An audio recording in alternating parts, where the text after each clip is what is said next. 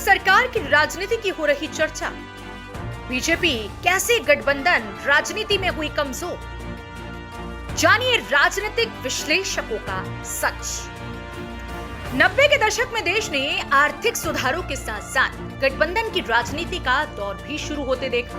तमाम पार्टियां एक कॉमन एजेंडे पर सहमत होने के बाद मिलकर काम करने लगी। गठबंधन की सरकार चलाना आसान नहीं होता।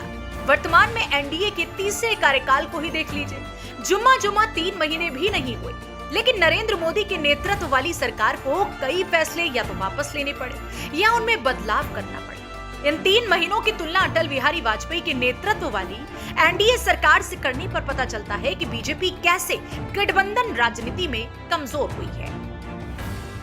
कुर्सी बचाए रखने के लिए गठबंधन की सरकारों को खूब जतन करने पड़ते हैं। कभी फैसले वापस होते हैं, कभी आदेश बदले जाते हैं, कभी नीतियों को लेकर समझौते भी करने पड़ते हैं। वाजपेयी ये बात बखूबी समझते थे। शायद तभी तो वह बीजेपी की 182 सीटों के सहारे पूर्ण कार्यकाल वाली सरकार चला पाए। उनके बाद मनमोहन सिंह ने भी 1 दशक तक गठबंधन सरकार का नेतृत्व किया।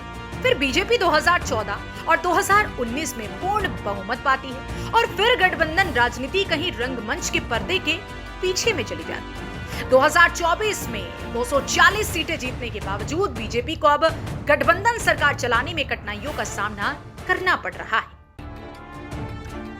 गठबंधन सरकारों के लिए सत्ता में बने रहने के लिए नीतियों को वापस लेना, बदलाव करना या उन पर पेचीदा समझौते करना असामान्य नहीं।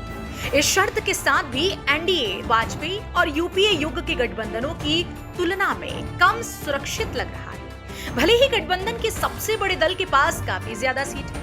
आज बीजेपी के 240 सीटें सरकार को 1999 में वाजपेयी की 182 सीटों की तुलना में अधिक ठोस आधार पर नहीं रखती है। अपने तीसरे कार्यकाल के महज 2.5 महीने के भीतर मोदी सरकार को कई फैसलों को उलटना या संशोधित करना पड़ा है। इसकी शुरुआत इस साल बजट दिवस 23 जुलाई 2024 से पहले कर दी गई। संपत्तियों की बिक्री के लिए इंडेक्सेशन लाभ नहीं देने के बजट प्रस्ताव को वापस लेने से हुई। कोई इसे सामान्य मान सकता है क्योंकि वित्त मंत्री बाजार के फीडबैक पर प्रतिक्रिया करते हैं, लेकिन फिर हमें वक्फ अधिनियम संशोधन मिला। फिर से कोई यह तर्क दे सकता है कि महत्वपूर्ण विधेयकों की जांच के लिए बहुदलीय पैनल बनाना संसदीय प्रथा है, लेकिन पिछले 2 कार्यकालों में ये रवैया नहीं अपनाया गया था। सरकार को बेशक गठबंधन के साझेदारों के समर्थन की जरूरत है। वह महत्वपूर्ण नीतियों से जुड़े फैसलों पर हमेशा दृढ़ नहीं रह सकती। लिहाजा सरकार के बारे में अति आलोचनात्मक होना कुछ ज्यादा ही कठोर है। लेकिन ऐसा लगता है कि सरकार को अभी भी गठबंधन धर्म के साथ समझौता करना बाकी है।